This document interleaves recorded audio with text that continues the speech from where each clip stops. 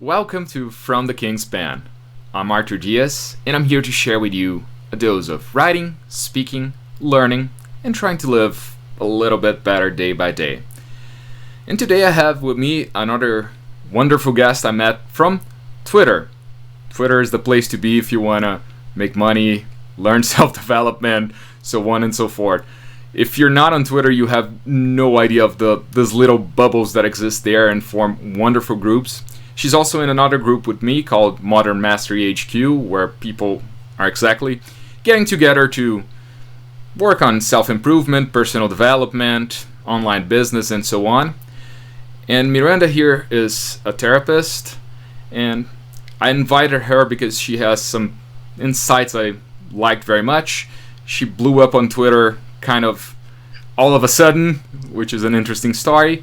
But first and foremost, welcome Miranda, and tell us a little bit about yourself, your background. How did you get into the mental health area? How did you get interested in self-development and personal development? So, welcome. Yeah, hi. Thank you for having me. Also, love MMHQ. I met so many fantastic people through there, and was very lucky to meet you there as well. So I am a therapist right now. I studied human and organizational development when I was in undergrad, kind of with the idea that I wanted to go into a more corporate job, and then I just realized that is not for me at all. Like, I really don't care about profitability or marketing or any of that stuff, and now I basically do social media marketing every day, but came full circle. So I did sales for a little bit and just hated it. I absolutely hated it. Cold calling is the worst. I learned a ton. It was great. I don't regret it, but I was like, I have to get out of this, and found what at the time was kind of my dream job, working with people just coming out of prison to help them transition back to society. So our program was really focused on employment, because that's the biggest predictor of helping people not go back to prison. Recidivism is very high in the US, as I'm sure you know. But if people have a stable income, they're much less likely to go back to prison. So that job was amazing. I absolutely loved working with those people. We worked with every conviction. So, child sex offenders, murderers, multiple murderers. We had a guy I tweeted about who was the head of a gang of hitmen. Like, it was just such a fascinating group of people. But what I learned there was kind of the history of how we closed mental institutions in the US, and then basically the prison population skyrocketed. We had so many people with really severe trauma backgrounds, a lot of people with schizophrenia and untreated bipolar disorder, and other severe mental illnesses that really played a role in why they were in prison, and a lot that I believed wouldn't have been there if they had had proper mental health treatment. So that kind of coincided with my own peak mental health crisis that I know you read about. Yeah. And so I decided to make that turn. I took a gap year though and bartended in downtown Nashville, which was amazing. Downtown Nashville is one of the greatest places on earth. So I was at a honky tonk, partying every day, basically at work with my customers. It was amazing. Then I went back to school, studied mental health, and now I do therapy. Nice. As a current resident of Tennessee, and probably future resident of Tennessee once everything gets ironed out, I understand your enthusiasm with Nashville. I understand your enthusiasm with Tennessee. I fell in love with this place. And it's interesting you had mentioned Brazil saw kind of the same thing. I'm originally from Brazil, and Brazil also had a spike in criminality and homelessness after the closing of mental health institutions and so on. That's something that I think happened in many places throughout the world. And wow, seems like if you decide to write an autobiography or something like that, you're gonna have some stories to tell after all that experience with both on the mental health side and, well, bartending. you've seen like you ran a full gamut there, including cold calls, which is also something I've been through and something I also share the hate for. So I understand you there. I get you there. So you talked about the crisis in your own mental health. So would you mind sharing a little bit about that for people who do not follow you on Twitter yet, but hopefully will follow you after this conversation? Yes.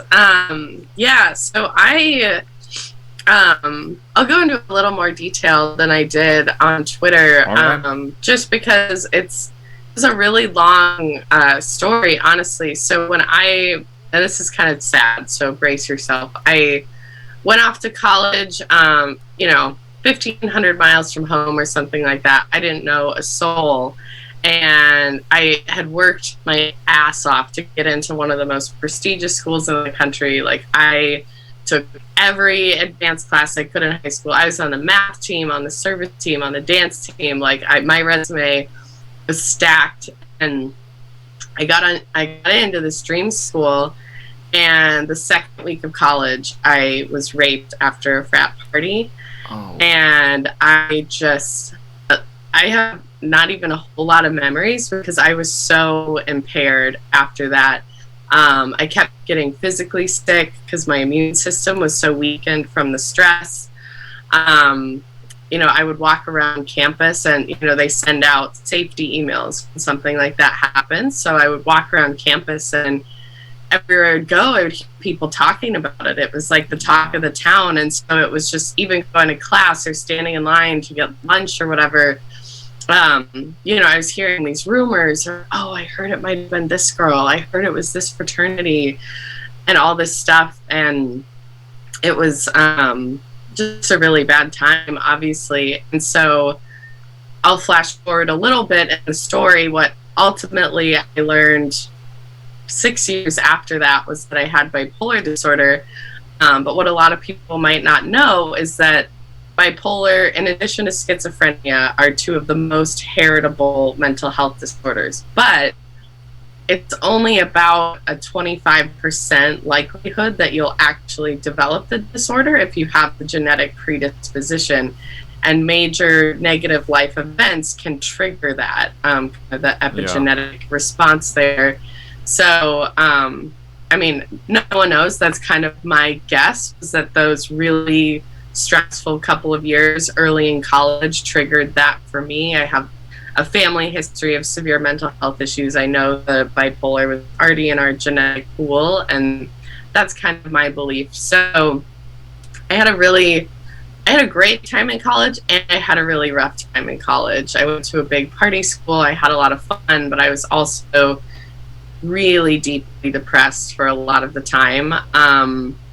And then some of the time was what I later learned was hypomania, where, you're spending way more money than you have and, doing drugs and other stupid shit that, when I'm in a more rational mind, I would look back like, what the fuck did I do? Why did I do all these stupid things?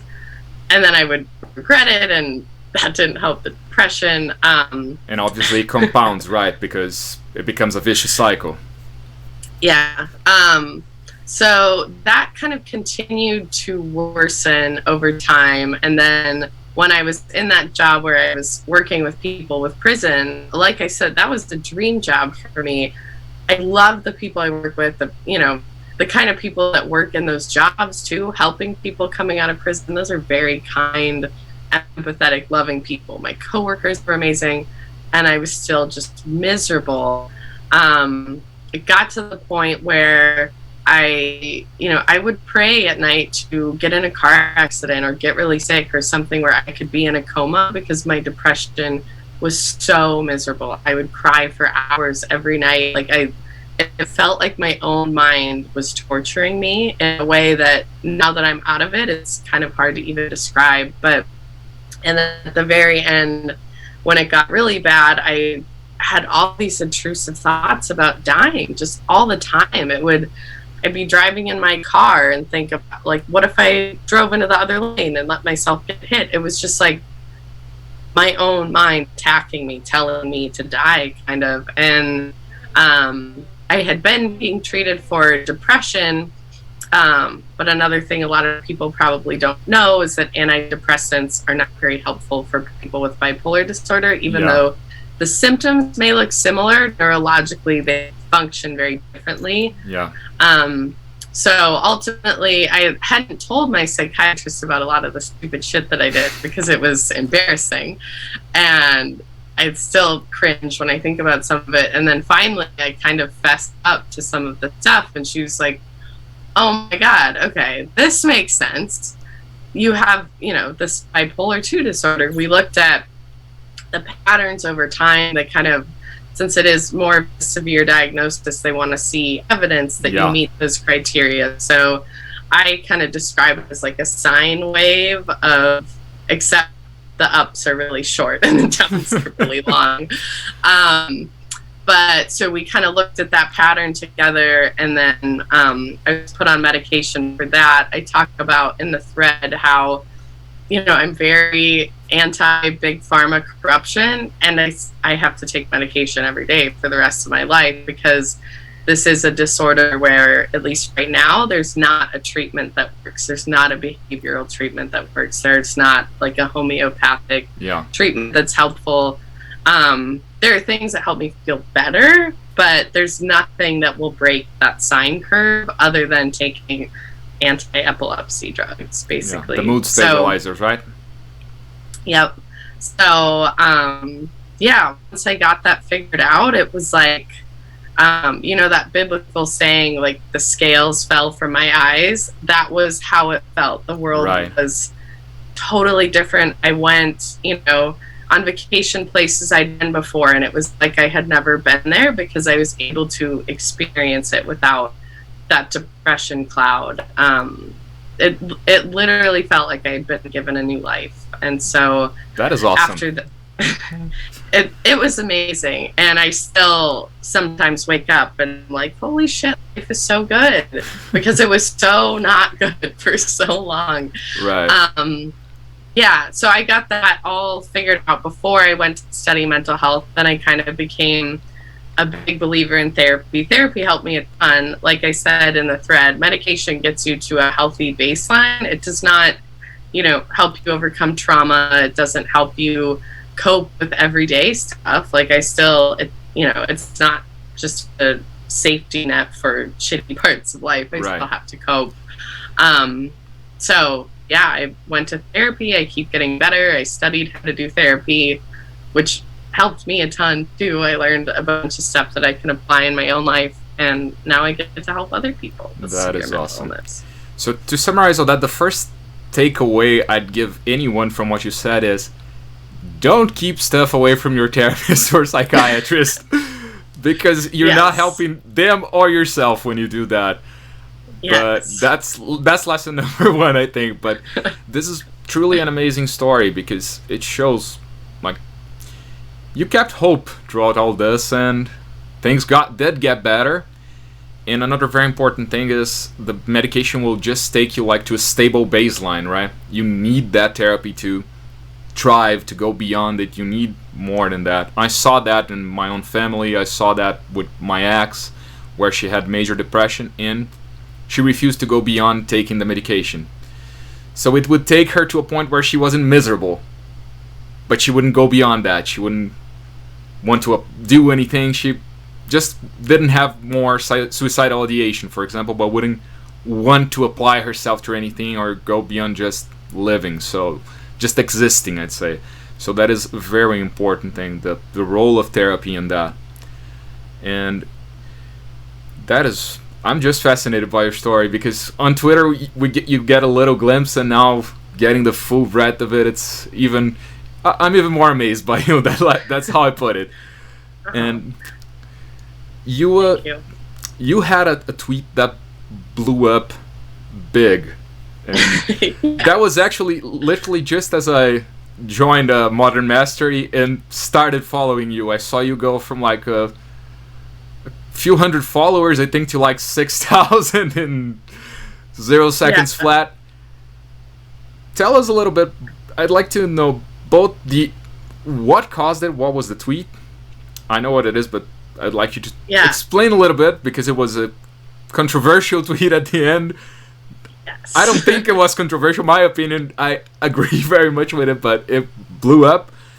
And how was the experience of going from like, okay, I'm growing my following, I'm starting to grow, and then boom, you have people commenting on it and it going huge to the point where you told me you had to face like threats and very nasty DMs and stuff like that. How was that experience? Yeah, that was wild. So it was really funny. The day I had posted that tweet, I had like messaged MMHQ and said, "You guys, I hit 300 followers today." And I was so excited because I had like built my account from nothing, and 300 people want to hear what I have to say. That's crazy. And then the next day it was like, "Oh, you guys, it's way more than that now." But yeah, so the tweet, I can find the exact wording. I might even have it memorized because I saw it so many times. It was something like, casual sex is the biggest scam of the 21st century. During sex, your body releases oxytocin, something which attaches you to your partner to a degree. And having sex with multiple partners can kind of impact your empathy, ability to feel intimacy. Sorry, my own voice sounding so congested is really throwing me off. This is not what I normally sound like. Throws off your empathy, ability to feel intimacy, ability to form relationships. It makes it hard to trust people. I had it worded more concisely than that. And when I deleted that tweet, it had 10.4 million impressions. It had 72,000 likes, something like 14,000 retweets, and so many hate comments. Oh my gosh.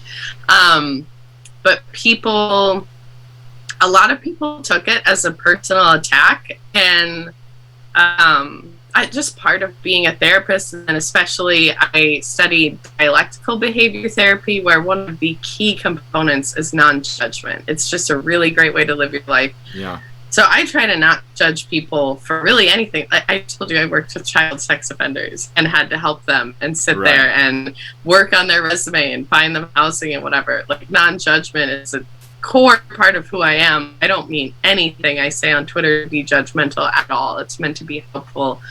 And people took it very personally, which I didn't think it even should have read that way. It was just, hey, this thing that's so common is really not good for you.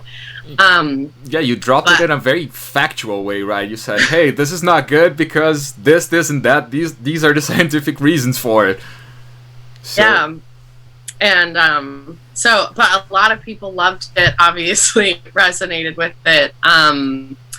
And I met a ton of great people because of it, people that were really respectful, people that saw the hateful comments and, let me know that, hey, just ignore those people. I am so grateful for the people that reached out to me that week, because the hate comments were really getting to me. People were calling me a fraud. One woman commented, "Imagine having this lady as your therapist. Hell is real. LMAO." And I was like, oh, like that stung. I'm like a softie. Most therapists are. So yeah, people just letting me know, hey, you didn't say anything wrong. Your content is good, whatever. That was really helpful for me. But yeah, I had a few people trying to dox me, which was scary, because I do tweet some stuff that could maybe get me fired. I have a few beliefs that are very against the, kind of medical establishment. That's kind of really what my whole thing is, actually. Yeah. I try to be careful about that until, hopefully someday I have fuck you money, as they say, and I can get fired, and it's whatever. Right now I don't. I need to not be fired. So the doxing was very scary for me. But yeah, and Peter, I don't even know how to pronounce his last name because we meet everyone on Twitter, but Peter Gaston, I assume is how you say it. I've been friends with him on Twitter since we both had like 50 followers, and he messaged me just so you know, like, I want you to remember this isn't luck that my account blew up. This is because of the hard work you put in, because your content is good. And I still think about that sometimes when I look at my follower account, because so many of my followers came from that. I went from 300 to about 4,000. I'm at about 4,500 now. And yeah, I think of his message a lot. So shout out, Peter, if you're listening to this. So that meant a lot to me.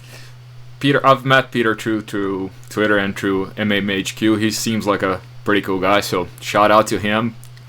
And shout out to all the nice people who reached out to you, because truly, you didn't post anything like, you weren't shaming anyone for having casual sex. You weren't saying, oh, you shouldn't do this, you're a bad person, you're doing things wrong. You just said, hey, maybe you should reconsider this because this could not be good for you. But yeah.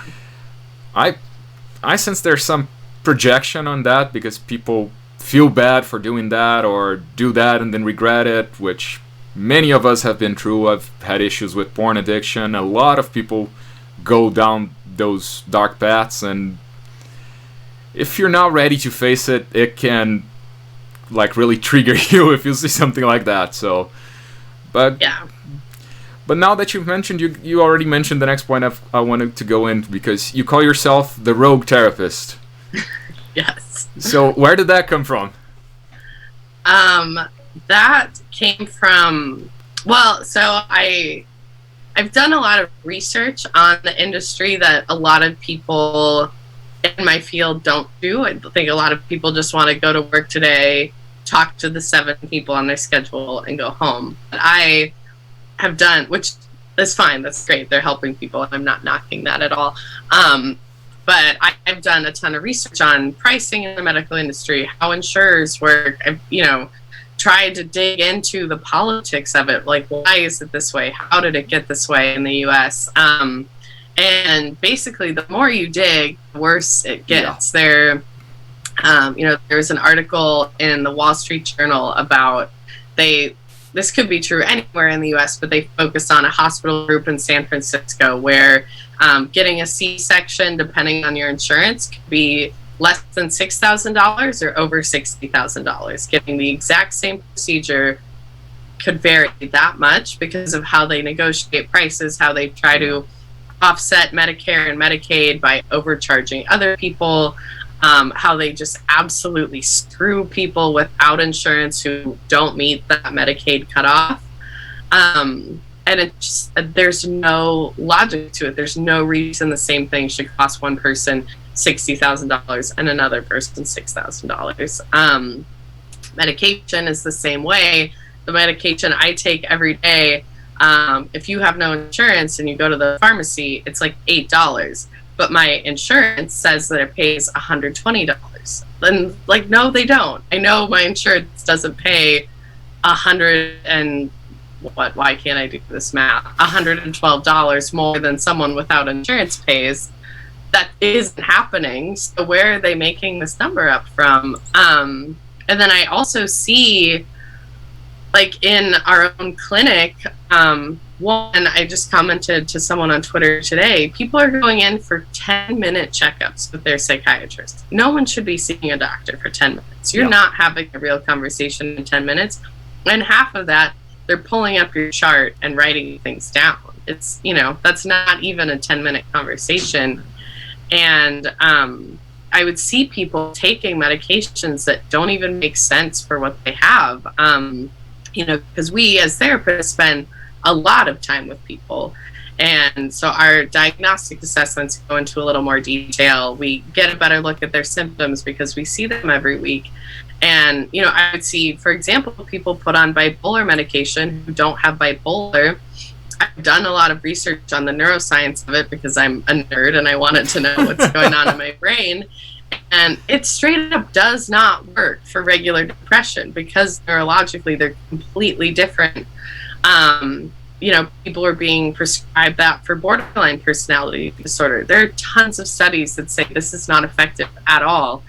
And just an example to one thing, but also a lot of overprescription of antidepressants, people who really just needed to make a few lifestyle tweaks, and instead they're just told to take antidepressants indefinitely. It's never revisited. Doctors don't talk about lifestyle change. And then they come to me and have not heard of any, they've not heard of behavioral activation. They don't know the benefits of exercise and diet and all of that.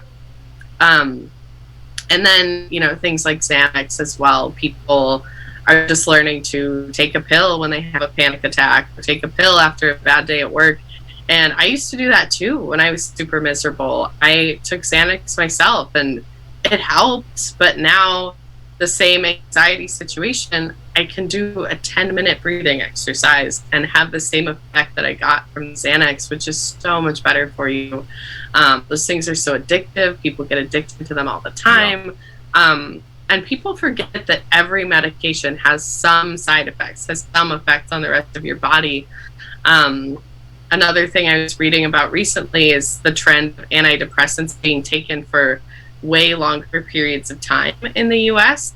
And there's no real research on taking antidepressants for more than 2 years. And now there's this huge trend of people taking them for decades or more. And there is no research on whether that is safe or not. But people just aren't taught what they can do to get off of them.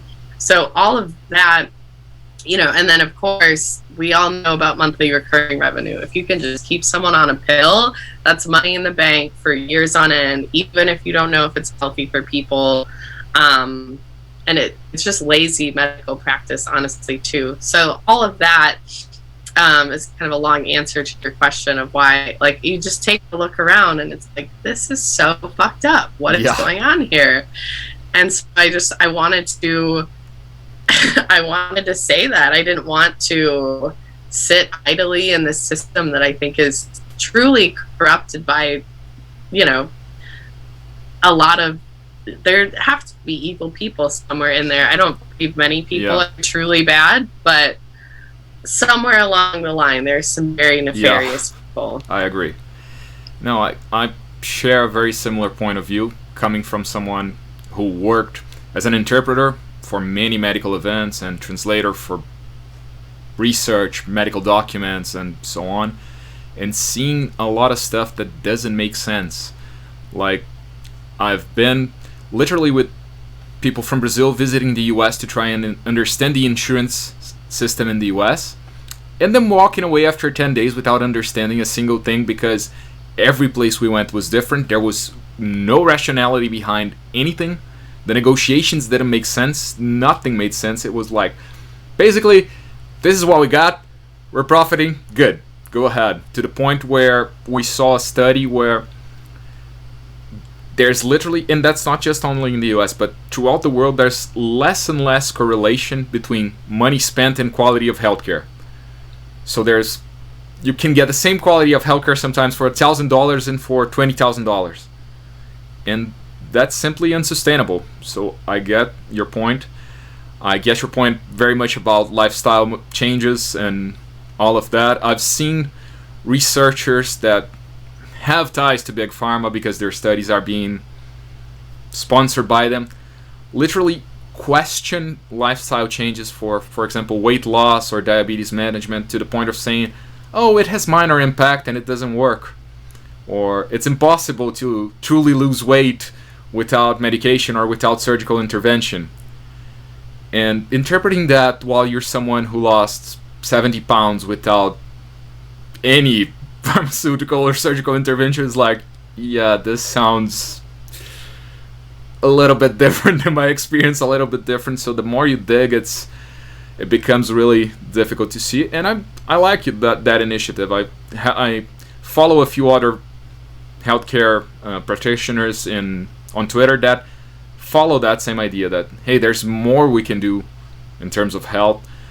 We need to do more than spend 15 minutes with a patient where out of those 15 minutes, 10 we're staring straight at the computer and typing into a chart and not paying attention. So it really does make a lot of sense. I think you have such a cool perspective, because as a translator, you get to see so many different pieces of the system that almost no other role would get to see. I think that's really cool. Yeah, I got to be the little fly on the wall, seeing a bunch of different things. It can be infuriating, it can be frustrating, but it also, I say that I'm in a privileged profession because I'm basically a lot of the times being paid to learn, because they send me the material they're going to work on. I have to study that, so I learn a lot just by what I have to do. So, and it's like you said, it allows me to sometimes have a bird's eye view of the whole system. It's really interesting. Now, there's one meme that is super common on Twitter that is goes around as many different tweets when it comes to men's mental health, particularly, which is the man will start a blog, start a podcast, start a YouTube channel, do whatever instead of going to therapy. I'm guilty of having used that joke myself, even till I have gone to therapy, so it was just kind of for the sake of the joke. But what is your opinion on that? Why is there this like resistance of seeing men with therapy or men with healthcare or men with mental health care? Why is there that kind of a stigma sometimes? That is a good question. I also love that meme. I very much don't believe in being easily offended, so I think those are hilarious. I have a bit of an identification with that meme, but I'll explain it to you after your answer. Why I think it has a grain of truth to it. So I actually have been doing a lot of research on men's avoidance of therapy recently. And one of the bummers is that a lot of research I've read in academic journals, published in an academic journal, has just kind of vaguely blamed masculine traits without really citing anything concrete. Right. Which is really frustrating to me. The classic toxic masculinity and so on. Yeah, and I do think, to some degree, men value independence more than women often. For example, I think they're more reluctant to ask for help. But the narrative is a lot more blaming mental health on men's masculinity, which I think I tweeted yesterday, I think it's gaslighting men. I think that's super unfair to say. I love that tweet. Of course you can't deal with your mental health. You're a man. What? That doesn't make any sense. That's a really awful thing to say to somebody, and it's something society says all the time. I think, again, because the research I've read is really not helpful, I think just anecdotally, if you look at, the World War II era of men, the Vietnam era of men, honestly, we did kind of revolve around wars for a while, so that's how I'm picturing it. But there was no room to be soft in a lot of those situations, and then they come back traumatized with PTSD, and there's a lot of resistance in men being treated for PTSD. I know a lot of people that work at the VA, VA hospital with former vets with PTSD, and many are so resistant to talk about it. They think no one could ever understand what I've been through, which is true. No one else has been in your shoes, but we know how to help you still. We don't have to have been in your shoes to be able to help you. And I think there's just a lot of really strong defenses built by men of previous generations, and that's kind of instilled in today's generation, even though it's not every man under 25 is going to war. That's who raised them, or that's who raised their dad, kind of thing. And so I think just that toughness is part of it. I also think modern society lends itself to higher rates of depression. People have a really hard time being fulfilled. They get these cheap dopamine hits from their phone, from porn, from TV. They're zoning out on a screen after working on a screen all day. They're not outside. They're not as social.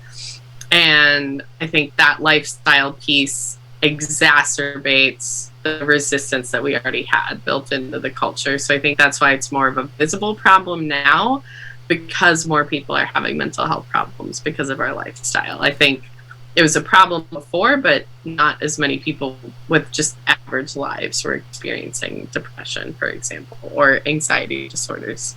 That makes a lot of sense. I said that I think that meme has a little bit of truth to it. And my reason kind of goes along with what you're saying on blaming masculine traits instead of trying to integrate them into what you are, what men are. Because I went through a few different therapists over my life when I was first a teenager and then went without for years and then only got back like 4 or 5 years ago. And the fact that therapy really worked for me this time is because I actually had a therapist who he basically told me, go do stuff. Go build something. Go learn a skill. Go create a hobby in addition to my work. Because the situation I got to him in was I was suffering from a lot of anxiety. And mostly all I could think about is, no, I have to be better at work. I have to have more clients. I have to do more this. I have to do more that. And I only saw myself, like, my value through work. And he was like, stop it. Your life needs to be more than that. You have your girlfriend at the time, who's now my wife. And you need to build something. Build a skill. Build something that could be a side hustle to... He would like money Twitter, I'm guessing, because he was very in favor of, like, build something that you could make a second income out of if you want to, or if the opportunity arises. So I had started going to Toastmasters. He was like, focusing on that. Keep working out. I was learning to code at the time. He was like, turn that into a hobby. Do that for the heck of it. And that was the first time that therapy really, besides the whole talk therapy and being there and everything, really started to click for me. So I feel that sometimes in men's mental health, there is a lacking aspect that men sometimes need that way to put things out there that's not just talking, but by actually doing something, building something, and so on. And I think that is good. That goes with what you said, the lack of integration of masculine traits, the lack of bringing that in instead of saying, oh, you're a man, you can't get in touch with your emotions, that's why you have issues. Yeah. I love that. It sounds like a therapist who probably did a lot of work on his own end to get to that point, because the way that we're taught, we're taught, how do you interact with a trans client? How do you interact with a client who's been racially oppressed? But we're not really taught, how do you work with the unique needs of men? Just half the population. Like, everything is expressed to be for everyone, but generally the format of the way people do therapy today just is a lot more suited to women. So that was a big gap for me. So it sounds like you had a therapist who intentionally sought that out to really help men, which is awesome. I think he's an older guy, an older gentleman, but I think it had a lot to do with how he became a therapist, because first he went to study psychology in Brazil at a time where very few men were doing that. And if they did, they went into academia. And that was not his goal. He wanted to be a therapist. But he actually was working at a power company as a manager. And he rose and rose and rose in there. And he actually retired early there too, because he wanted to focus on being a therapist full time. And I think he went through a lot of that, of finding purpose, finding what he really wanted to do. He has awesome hobbies now. Him and his son they make wine together. They're from an Italian family. They had a wine recipe passed down from their forefathers, and they got into doing that together. So I think he got a lot of experience from that, and that is something that, exactly as you said, it's lacking. My wife she suffered abuse when she was a child.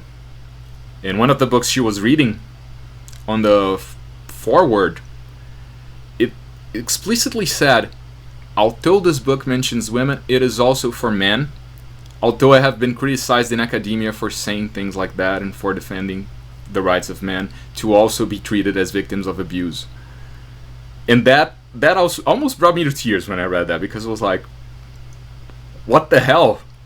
Like, a man who was abused does not deserve the same treatment, the same respect, the same empathy, and so on. So there is that skewed view, like half the population being left to their own devices, and that is sad and that is dangerous. That's not healthy for society or for anyone for that matter.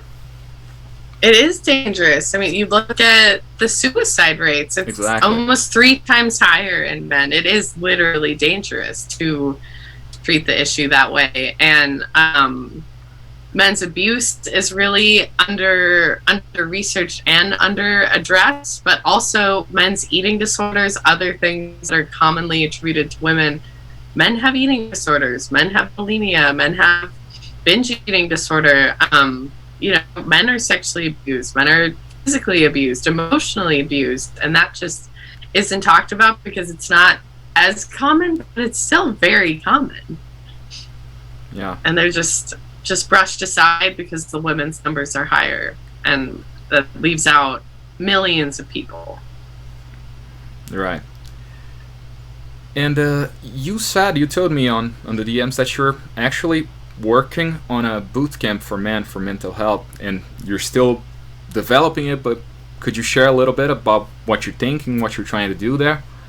Yeah, I am so excited about this. And it's been a product of, Dan, MMHQ has been an influence. Joey, Cypreneur, has been an influence. My research long before I met this amazing side of Twitter has influenced that, just my research on men and mental health and their own needs that are just completely brushed aside. So what I had kind of learned is that a lot of men's resistance to therapy is that it does feel kind of soft. Don't want to be super vulnerable. Most therapists are women.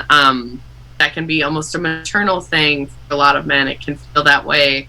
And it just isn't their style to sit down on a couch for an hour and talk to a woman about their childhood in order to feel better at work. That doesn't, click for a lot of men as something they want to do. And I totally get that. I don't blame anyone who doesn't want to go to therapy. It just isn't for everyone. The style can seem really unappealing. I think everyone could benefit, but I don't blame people for not wanting to try. So in reading about that, I had read some research about doing an activity with a male client, going on a walk together, playing a game while you're talking. And then I also, one of my 3 jobs while I was in grad school was doing kind of in-home care for people with more severe mental illnesses. And so we would actively do stuff together. Okay, I see how you live in your house. What behaviors can we change that might make you feel better? Are you brushing your teeth first thing when you get up? Are you making your bed? Are you leaving dishes for days on end? Stuff that adds to your anxiety that you don't realize, and just little stuff that can clear your head and bring you so much more peace.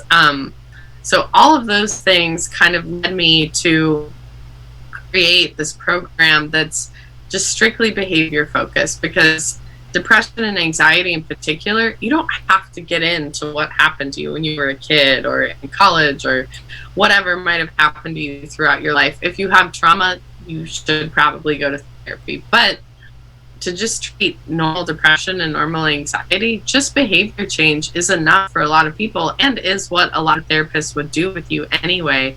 So the idea is to, one, partner with physical personal trainers, because I think that is a really important piece, and an important piece for engaging men specifically. Like you said, your therapist said, having that purpose, having that goal as a goal to work towards is great, in addition to the benefits of just having a healthier body. Someone to talk to you about nutrition and, what are the benefits of going for a walk every day? Oh, they're actually huge. Most people have no idea. Our corner of Twitter knows a lot of stuff that no one else is talking about. Yeah. So the idea is kind of, I'm envisioning a 12-week program where, to begin, we go through kind of an entire behavior analysis of what you're doing, sort of like what James Clear does in Atomic Habits. Although, to be fair, I did come up with this before I read that book. But just let's go through literally everything you do in your day. Where do you have friction with your wife? Where do you have friction with your kids? What stresses you out at work? And then what behaviors can we change to make that better? And then very gradually taper those behaviors. You don't want to change everything overnight because you'll quit, most likely. So taking those 12 weeks to gradually, okay, this week I'll work on how I talk to my wife after work or whatever it might be. And then the idea being along the way, teach some coping skills, kind of like Dan does with the roundtables. I taught in DBT, a big part of it is the weekly lesson, and we go over coping skills. So that would be part of it. Articles, things like that, like assigned readings. And then again, kind of like Dan does, that accountability challenge. I think having something where you check in every day and tell someone I did this is huge. Yeah. And then the other part of it, I work with Jack Bly and Gabe Pluguez for personal training, and they check in with you every day. Like, what are you eating? What are you doing? And so my thought is that I would do that with behavior every day.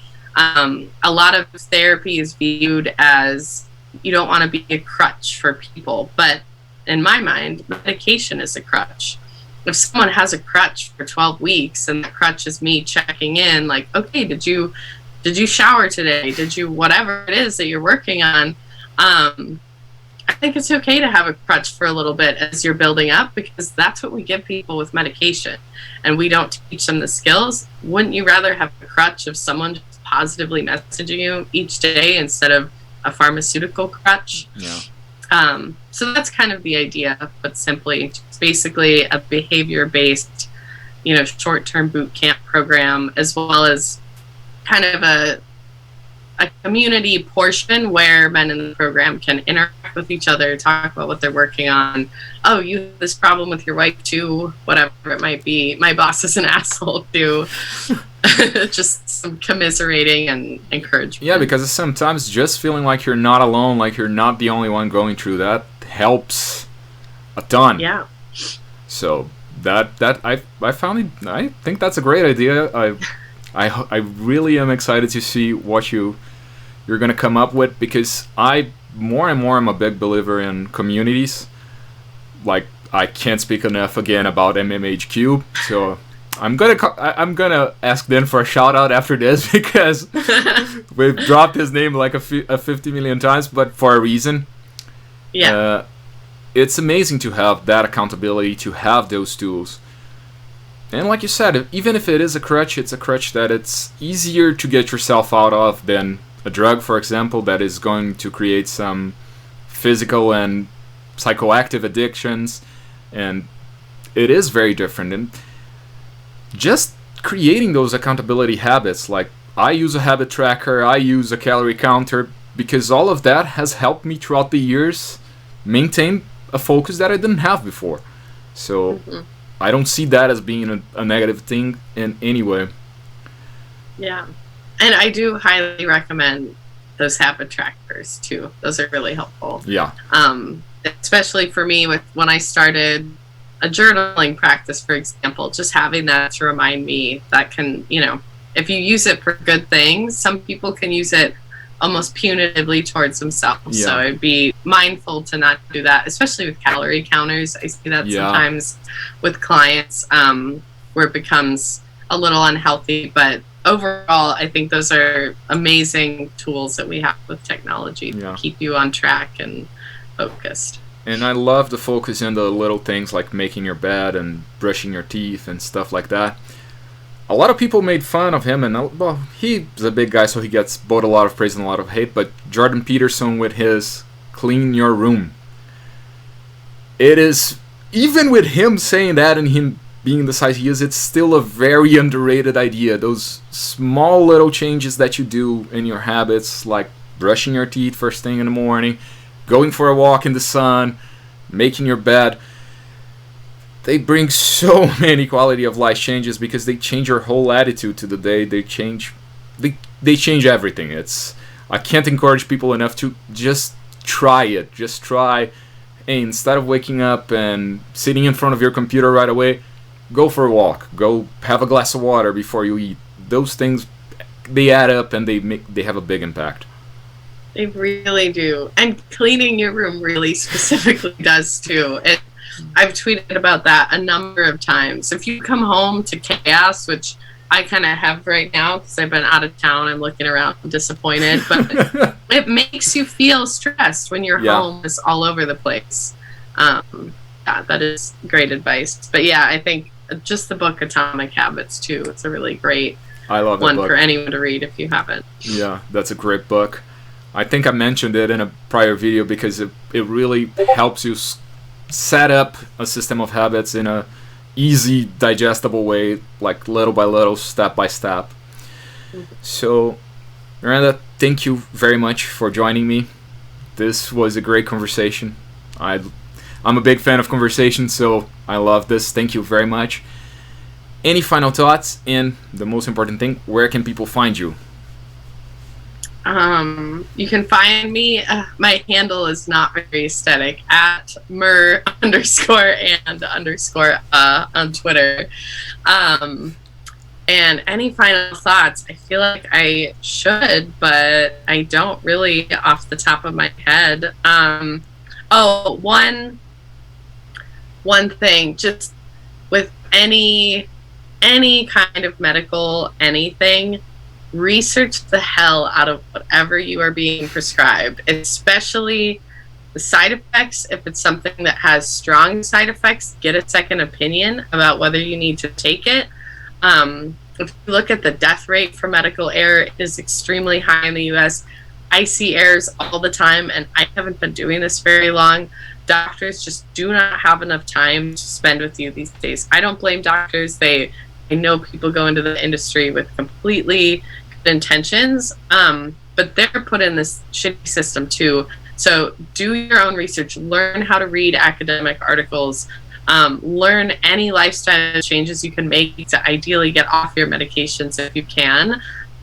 Just be wary, be skeptical, and be looking out for yourself, because your doctor literally cannot. They don't have the time to be there as much as you need them to. So in a way, just kind of always think of yourself as your own healthcare professional, helping yourself as much as you can.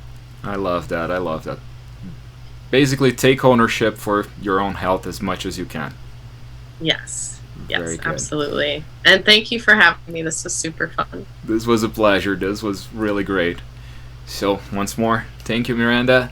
And I'll see you all soon with more doses of speaking, learning, and living a little bit better day by day from the King's Band. Sitting in the highest tower on a castle made of sand, watching the pieces all fall down. I don't own a throne, no, I don't even own a crown. I just sit and I watch it all fall down. Sitting here, it gives me the time to take the time and make the time to pick the pieces from my mind.